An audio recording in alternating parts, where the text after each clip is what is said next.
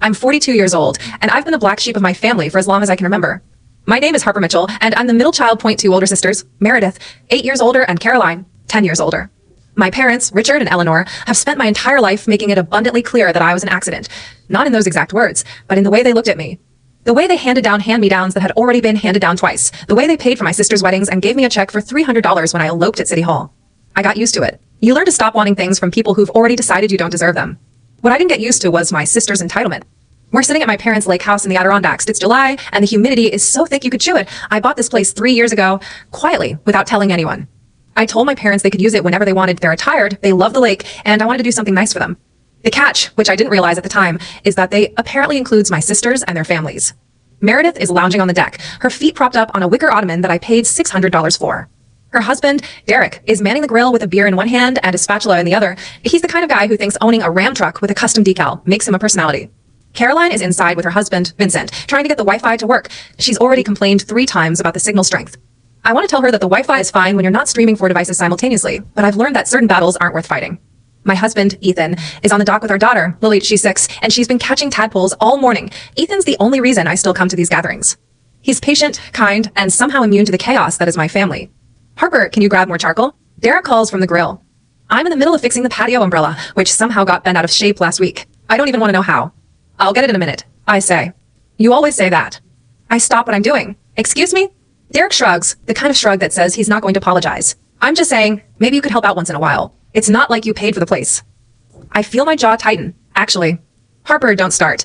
Meredith cuts in, not even looking up from her phone. It's a beautiful day. Can we not?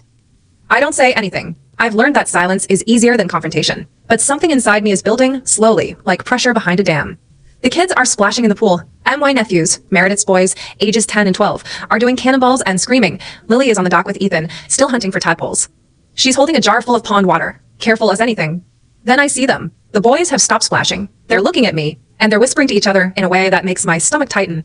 One of them, Michael, the older one, starts walking toward the dock. I watch him go, and I think, that's weird, he never goes near the dock. Then I see the glint in his eyes.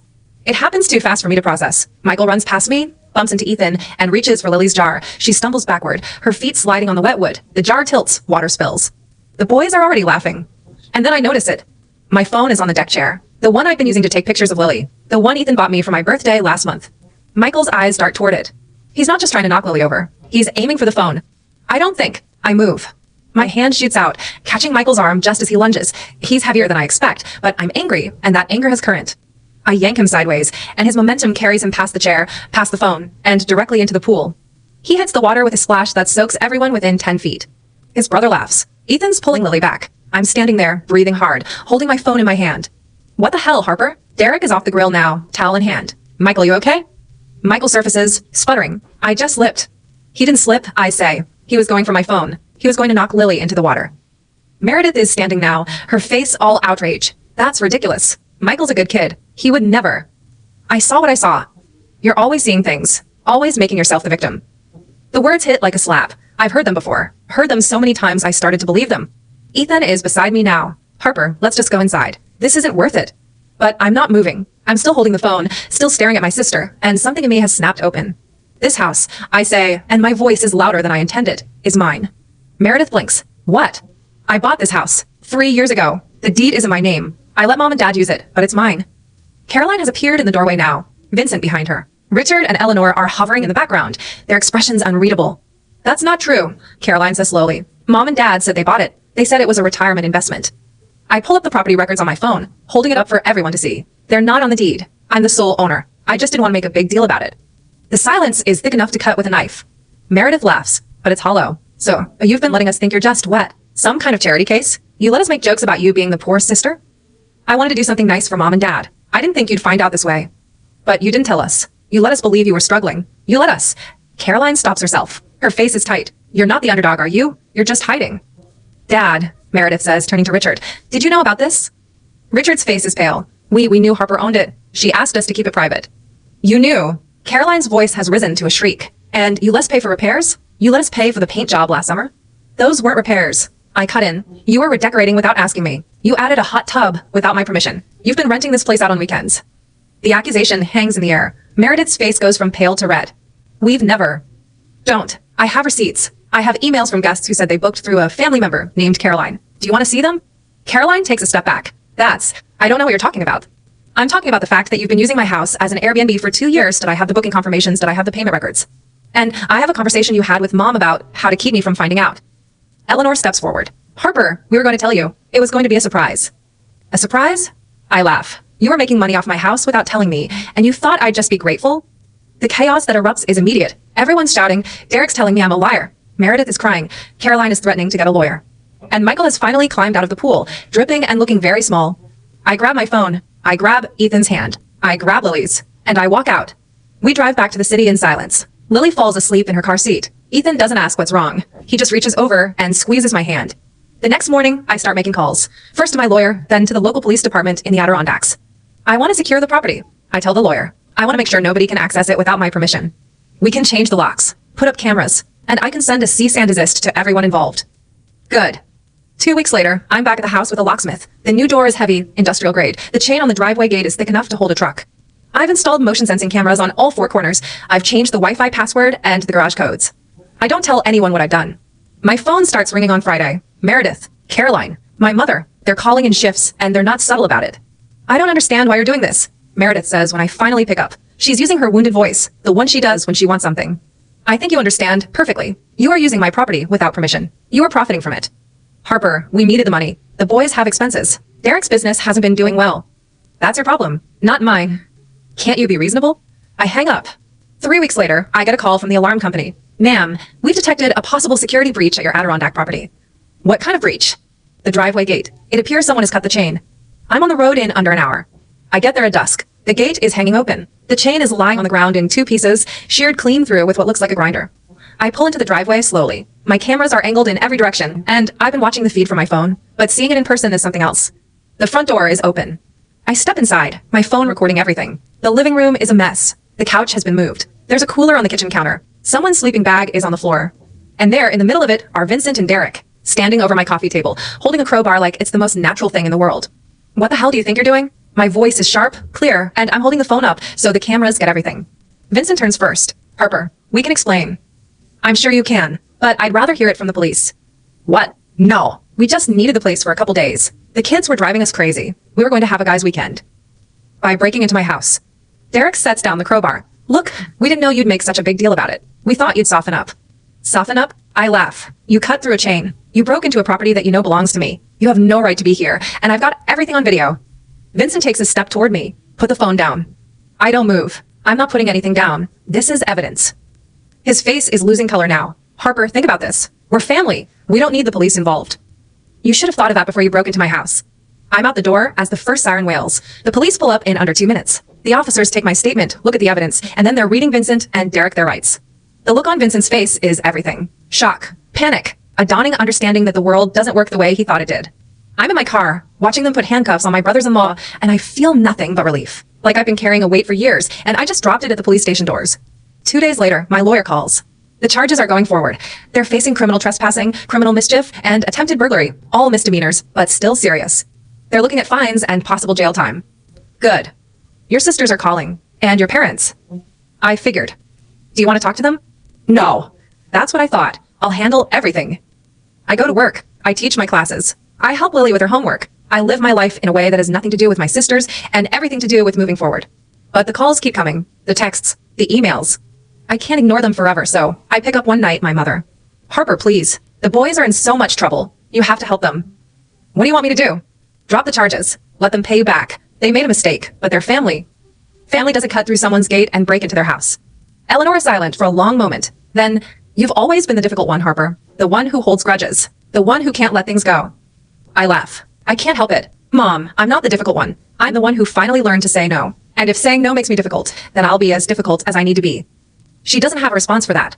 The settlement comes through 8 weeks later.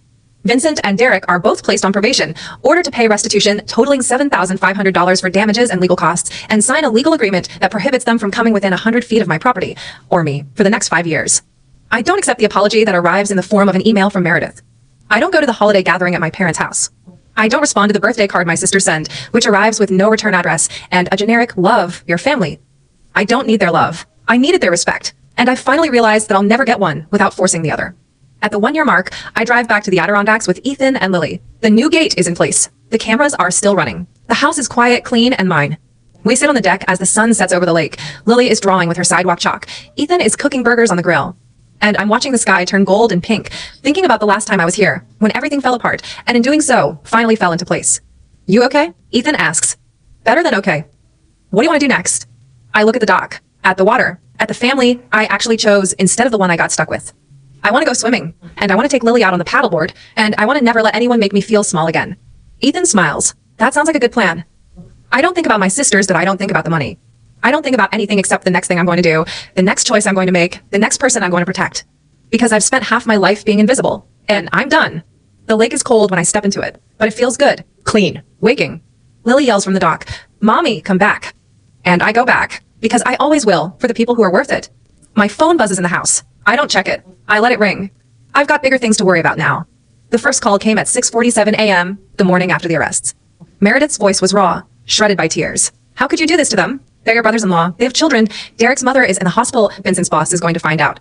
You've destroyed their lives. I was sitting at my kitchen table, coffee in hand, watching the sun rise through the window. Ethan was still asleep. Lily was coloring at the counter. I didn't destroy anything, I said. I just didn't stop them from destroying themselves. You're such a bitch, Harper. You've always been jealous. Jealous of my marriage, jealous of Caroline's kids, jealous that Mom and Dad actually love us. I set down my coffee. Meredith, listen to me carefully. I'm not jealous of anything you have. I've spent my whole life watching you take whatever you wanted and call it family. I bought a house. I let Mom and Dad use it, and you turned it into a rental business behind my back. Then you broke into it. That's not family, that's theft. You could have just let it go. You could have been the bigger person. I was the bigger person for 30 years, and all it got me was a house full of people who don't respect me. She was crying now, but her voice was hardening. If you go through with this, you're dead to us. You hear me? Dead. I hear you, I said. But I was dead to you long before this happened. You just didn't notice because I was still paying for things. I hung up. Lily looked up from her coloring. Mommy, why is Aunt Meredith mad? I knelt down beside her. Because she wanted something that wasn't hers, and I said no. Did she break the rules? Yes, she did. Then she should be punished. I kissed the top of her head. That's exactly what's happening. The week that followed was chaos. My phone became a war zone. Caroline called from 3 different numbers. My mother left voicemails that swung between pleading and accusations. My father sent a single email, Harper, we need to talk, which I ignored. My lawyer, Marcus, kept me updated. Vincent and Derek are both being charged with third-degree burglary and criminal mischief. They're looking at probation and fines, possibly some community service. But the real damage is to their reputations. Vincent's employer has already put him on leave. Derek's landscaping business is losing clients because of the publicity. Publicity.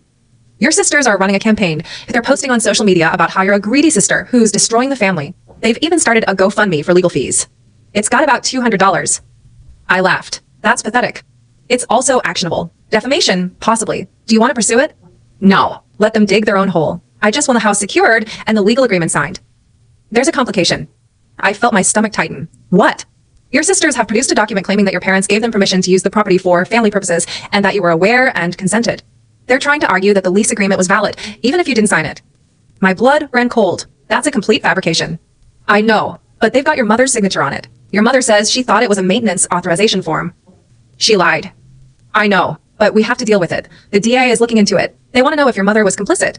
I felt the weight of that. My mother had either lied to protect my sisters, or she'd been duped by them. Either way, she'd chosen their side.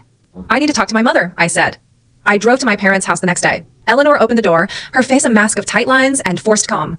Harper, I was wondering when you'd come. I need to ask you something, and I need you to tell me the truth. She stepped aside to let me in. The house smelled like cinnamon and coffee.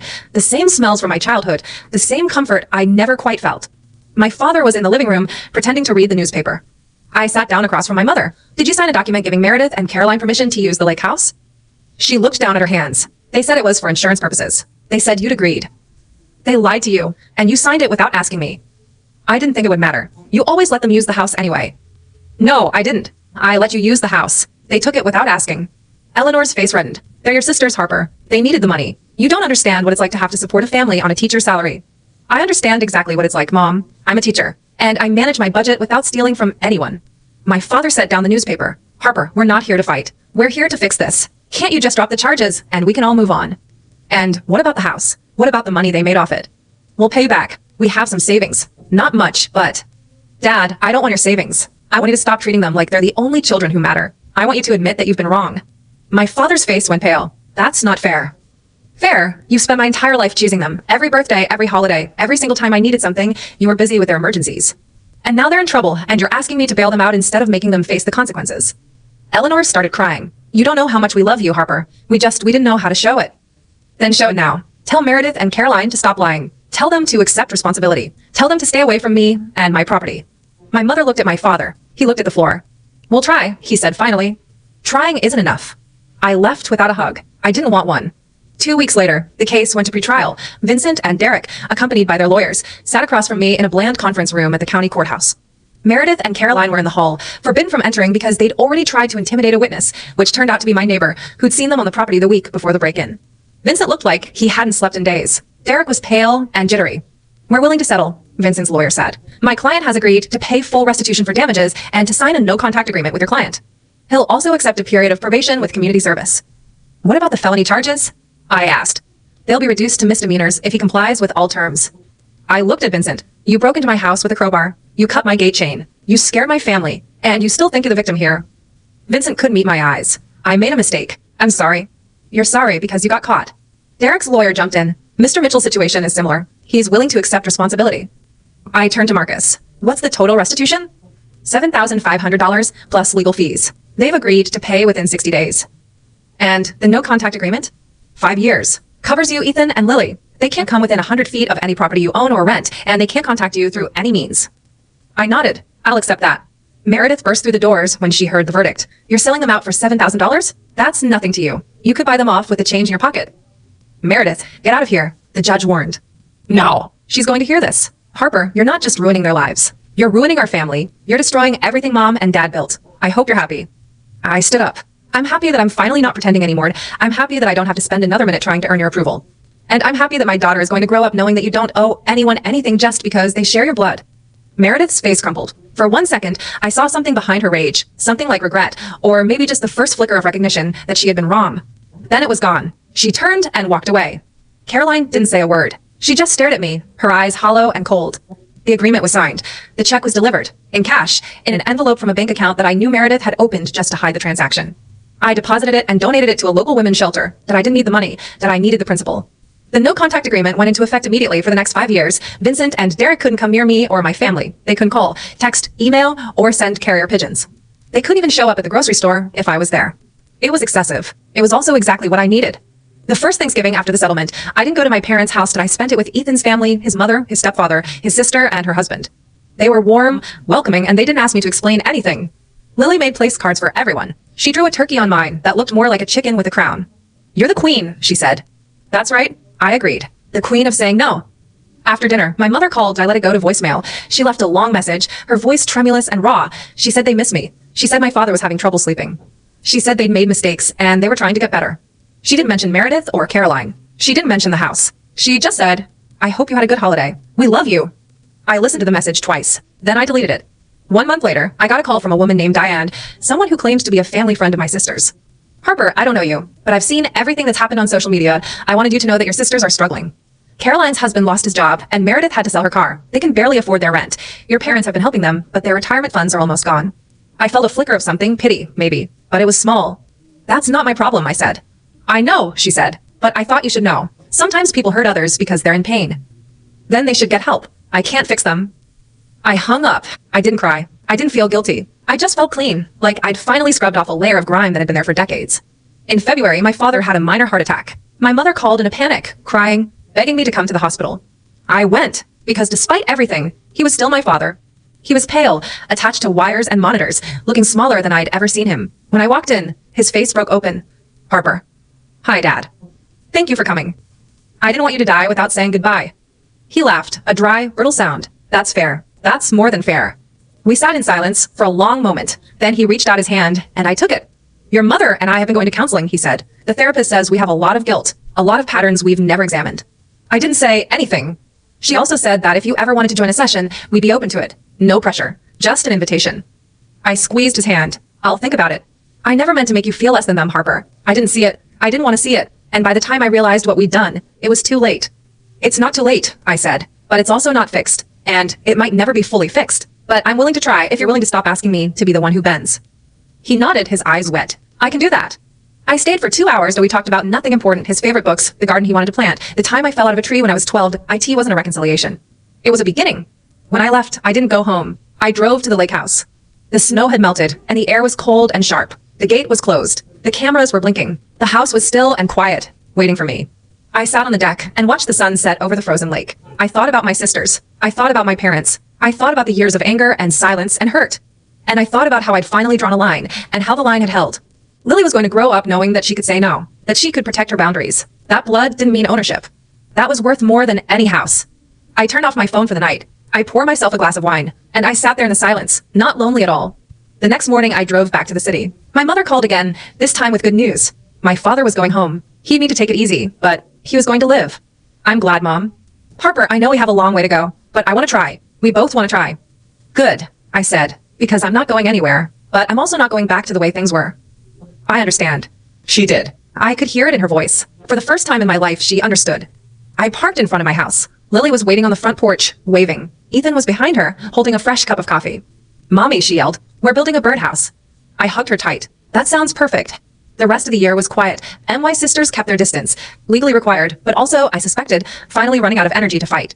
I heard through my parents that Caroline had started therapy and that Meredith was considering divorce. I didn't ask for details, I didn't need them. The lake house became what I'd always wanted it to be, a place for my family, my chosen family, to rest and be together. Ethan took up fishing, Lily learned to paddleboard. I learned to sit still and watch the water without waiting for the other shoe to drop. My father recovered slowly, and my mother sent me occasional texts, updates on their lives, sometimes just a photograph of the garden she was tending. I responded when I could, with warmth but not obligation. On Christmas, I received a card from my parents. Inside, my mother had written, "We are so proud of the person you've become. We don't say enough, but we hope you know it." I kept that card on my desk. And I spent the day with my own family, Ethan, Lily, and the people I'd chosen to call my own. We made pancakes. We opened presents. We watched old movies and didn't talk about the past. Because the past was finally behind me, and I was looking forward. I was sitting in my classroom, grading papers, when my phone buzzed with a notification I didn't expect. It was from Marcus. "Harper, we have a problem. Your sisters are claiming ownership of the lake house. They filed a motion with the county court. They say the deed is fraudulent." I read the message 3 times before it sank in. Fraudulent. They were claiming that I'd forged my own ownership documents. How is that possible? I typed back. "Your mother signed an affidavit stating that she and your father were the original purchasers and that you'd taken control of the property without their permission." She's recanting her earlier testimony. My mother, my own mother, was siding with them. After everything, after the counseling, after the card, after the tentative steps toward healing, she'd thrown me under the bus. I called her immediately. She answered on the first ring. "Harper, I can explain." "Explain what, Mom? Explain how you're lying to a court to protect them? Explain how you're destroying the one thing we were trying to rebuild." Eleanor was crying. I didn't want to do it, but Meredith said that if I didn't sign, she'd tell everyone about your father's drinking. She said she'd show the hospital records to the insurance company. She threatened to destroy us. My father's drinking. It was something I'd known about but never discussed. He'd struggled for years, and my mother had covered for him. Now Meredith was using it as leverage. "This is extortion," I said. "This is criminal." "I know. I'm sorry. I'm so sorry." "Mom, I'm not angry at you. I'm angry at her, but you need to understand that this is going to be a fight, and I'm going to win it. And when I do, your daughters will have nothing." She's already lost everything, Harper. Her husband is threatening to leave. Her kids are acting out. She's desperate. Desperate doesn't excuse blackmail. I hung up and called Marcus. "We need to file a counterclaim. Fraud, perjury, and whatever else you can think of. And we need to depose my mother immediately." "I'm on it," he said. "But there's something else. Your sister Caroline has been posting online about you, making threats. She's saying that she's going to come to your house and get her money back." "Do you have screenshots?" "I have a file." "Good. Send it to the police. I'm filing a harassment complaint." The next week was a blur of legal filings, phone calls, and sleepless nights. Marcus deposed my mother, who broke down and admitted everything. The affidavit was signed under duress. She'd been threatened, and she had no reason to believe that the deed was fraudulent. He also deposed Meredith and Caroline, who contradicted each other on multiple points. Their case was falling apart. But then something unexpected happened. Derek called me. Not through a lawyer, not through his wife. He called my private number, the one I'd changed after the break-in. "Harper, I need to talk to you." I didn't hang up. I was curious. "What do you want?" "I want to tell you the truth about what happened. The whole truth." I listened as he told me a story I hadn't expected. He said that Meredith had been the mastermind behind the break-in. She'd convinced Vincent to go along with it, played on his anger and his pride. She'd also been the one who'd forged the documents claiming my parents owned the house, and she'd been the one who'd threatened my mother. "I didn't know about any of that," Derek said. "I thought we were just going to stay there for the weekend. I didn't know she was going to claim ownership. I didn't know she was going to blackmail your mother." "Why are you telling me this now?" "Because she's destroying everything I care about. My business, my reputation. My kids are scared of her. I can't live like this anymore." I felt something shift. "Do you have proof?" "Not physical proof, but I'll testify. I'll say whatever you need. This is a major turning point, Marcus said when I called him. If Derek testifies, your sister's case collapses, but we need something more concrete. Do you have access to any documents, any emails, anything that shows a pattern of deception? I have the booking confirmations from the rental site, I said, but that just proves they were renting the house. It doesn't prove they conspired to defraud me. Find the original email from your mother, he said, the one where she gave you permission to buy the house. That proves the deed is legitimate. I searched through my old emails and found it a simple message from Eleanor, dated 3 years ago. Harper, we're so grateful you're doing this. We'll always remember it. It wasn't a legal document, but it was evidence. In the meantime, I hired a private investigator, a woman named Gloria, who specialized in financial crimes. Within 2 weeks, she'd found something staggering. Your sister Meredith has a secret bank account, Gloria reported. It's been active for 6 years. She's been funneling money from the rental income into it, avoiding taxes. The account has about $45,000 in it. And the rental income? Most of it she's claimed as gift income, but the IRS is going to take a close look at that. She's committed tax fraud, Harper. I felt a jolt of grim satisfaction. Can we use this? Absolutely, but I'd recommend letting the IRS handle it. They're very efficient. 2 days later, I got another call from Derek. He was crying. She's gone, Harper. Meredith took the kids and left. She says she's going to her parents' house. She says she's going to divorce me and take everything. I didn't feel sorry for him, but I felt a distant cold relief. Derek, your wife committed a crime. She's going to have to face the consequences. But I'm not going to do anything to you. You came to me, and I'm going to honor that. Thank you. I don't deserve it. No, you don't. But this is about moving forward, not getting even.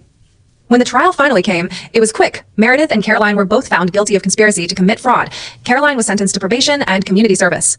Meredith, because of the tax evasion and extortion of our mother, got jail time, 6 months, reduced to 3 with good behavior. I didn't watch the sentencing. I couldn't, but I heard about it from Marcus, who told me that Meredith had been crying and that Caroline had tried to blame her. They're turning on each other, he said. It's always ugly when that happens. It's ugly because they never had anything real to begin with. My mother called me the day after the verdict. I'm so ashamed, Harper. I didn't want to hurt you. I thought I was protecting them, but I was just making everything worse. I know, Mom. I know you were scared, but you need to start telling the truth, even when it's hard. I'm going to. I promise. 3 months later, I got a letter from Meredith. It was written on prison stationery in handwriting that looked almost like hers, but was somehow smaller, diminished. Harper, I know you'll probably throw this away, but I wanted to write anyway. I wanted to tell you that I'm sorry. I'm sorry for everything. For the house, for the lies, for making Mom choose between us. I was so jealous of you. You had everything I didn't. A real marriage, a stable life, a daughter who actually wants to be around you. And I tried to tear it all down because I couldn't stand feeling like I'd lost. I don't expect you to forgive me, but I wanted you to know that I'm working on myself. I'm in therapy. I'm taking responsibility. And I'm going to be a better person, even if it takes the rest of my life. I hope you're happy. You deserve to be. I read the letter twice. Then I put it in my drawer, along with the other important things I kept. My father's card, my mother's photographs, Lily's drawings. I didn't write back. Not yet. Maybe someday. The lake house was finally quiet again, but I drove there with Ethan and Lily. The summer sun was high, the water warm. We swam, cooked burgers on the grill, and fell asleep in the living room to the sound of crickets. In the morning, I sat on the deck and watched the sunrise. It was pink and gold, gentle on the hills. For the first time, I wasn't thinking about them, about what they'd taken, what they'd almost taken. I was thinking about what I'd kept. My daughter's laugh, my husband's hand in mine, the sound of wind over the lake. I was thinking about second chances. The phone buzzed, not legal, not threatening, just a text from Ethan. Breakfast is ready. I got up and walked inside, because I was finally free, and freedom tasted like pancakes and coffee, and a future I chose for myself. The year after the trial, I went back to my parents' house for the first time. IT was a Sunday in autumn, and the leaves were just starting to turn, and my mother met me at the door. She lost weight. Her hair was grayer, but she looked smaller somehow, softer. Thank you for coming, she said. Thank you for inviting me. We sat in the living room with my father. He was quieter too, but his hand shook a little less now. The conversation was stilted at first, but I remember the rhythm of it. Small talk, old memories, the shared history of a family I'd almost walked away from forever. We're selling a house, my mother said. We're going to move into a smaller place, something that's easier to manage. Somewhere in the city, close to you and Lily. I was surprised. Why? Because you bought us the lake house to help us, Harper, and we used it to hurt you. We can't live here anymore without remembering that. I wanted to argue. I wanted to say that it was okay, that the past was in the past, that they'd done enough. But I knew what she needed was to do this on her terms. Okay, I said. I'll help you find a place. We hugged goodbye at the door. It was stiff, awkward, but it was a start. That evening, I got another call from Marcus. There's something else, he said. A development in your case. I braced myself for a new crisis. What happened? Your sister Caroline has been in touch with the county. She says she's willing to testify against her husband. It turns out Vincent wasn't just a passive participant in the break-in. He was the one who cut the chain and forced the door. She has video evidence she hasn't revealed. I felt my chest tighten. Why are you telling me this? Because the DA is considering reopening the case against him. They want to know if you'd be willing to press charges against him separately, even though you already settled. I thought about it. I thought about the months of legal battles, the toll they'd taken on my family. I thought about Vincent, who had always followed his wife's lead. No, I said. I'm done. Let them deal with it on their own. Marcus understood. I'll tell the DA. They won't bother you about it. I hung up and felt a sense of calm settle over me. I had won. Not just the case, but something deeper. I had finally, truly broken free. I walked out onto the deck. The sun was setting, painting the sky in shades of orange and purple. Lily was laughing on the dock, chasing fireflies. Ethan was beside me, his arm around my waist. We made it, I said. Yeah, he said. We made it. And I realized that I was no longer just surviving. I was living, on my terms, in my time, with the family I'd chosen and the peace I'd earned. It was, I thought, exactly where I was meant to be. The knock came at 8:47 p.m. on a Thursday night in early spring. I was doing dishes. Ethan was reading Lily a bedtime story, and the house was quiet in that comfortable way I'd finally learned to trust. The knock was soft, hesitant, almost apologetic. Not the kind of knock that meant trouble. I dried my hands and opened the door. Meredith stood on my porch. She looked different. Thinner, yes, but also smaller in a way that had nothing to do with weight. Her hair was pulled back in a simple ponytail. She was wearing jeans and a plain sweater. No designer labels, no expensive jewelry. The woman who'd once demanded I be reasonable about her breaking into my house was standing in front of me with her hands clasped together like she was bracing for a punch. Harper. Her voice cracked. I know I shouldn't be here. I know the no contact order. I interrupted her. You're not supposed to be within 100 feet of me. I know. She swallowed. But I had to try. Please. Just give me 5 minutes. Then I'll leave, and you can call the police if you want. I looked at her. I remembered the months of legal battles, the lies, the threats, the night she called me a bitch and told me I was destroying the family. I remembered the letter from prison, the one I'd never answered. And I remembered the woman who'd written it, the one who'd admitted she was jealous, who'd said she was working on herself. Come in, I said, but I'm setting a timer. She stepped inside like she was walking into a minefield. She looked around the living room, the photos on the mantle, Lily's drawings on the fridge, the worn couch we'd bought years ago and never replaced. I didn't know you lived like this, she said. Like what? Normal. She laughed, a fragile sound. I always imagined you in some big house with a view, somewhere you could look down on everyone else. I sat down across from her. That's what you thought I wanted? I don't know what I thought. I spent so long convincing myself you were the enemy that I stopped seeing you as a person. The timer on my phone buzzed. I silenced it and put it on the table. Tell me why you're here. Meredith took a deep breath. I got out 3 weeks ago. I've been staying with Mom and Dad. I've been going to therapy. I've been trying to rebuild my life. How's that going? Hard. She looked down at her hands. Vincent and I are getting divorced. He's moving to Florida with the kids. The boys, they're angry. At me, at him, at everyone. I don't know how to fix it. You can't fix it overnight. It's going to take time. I know. She met my eyes. But I can't fix it at all if I don't fix the things I've broken. And I've broken a lot. I waited. Harper, I was so jealous of you. Did IT ate me alive? You had Ethan. You had Lily. You had that house. I used the house as an excuse. But the truth is, I couldn't stand that you'd done something I'd never be able to do. What's that? Build something. On your own. Without anyone helping you.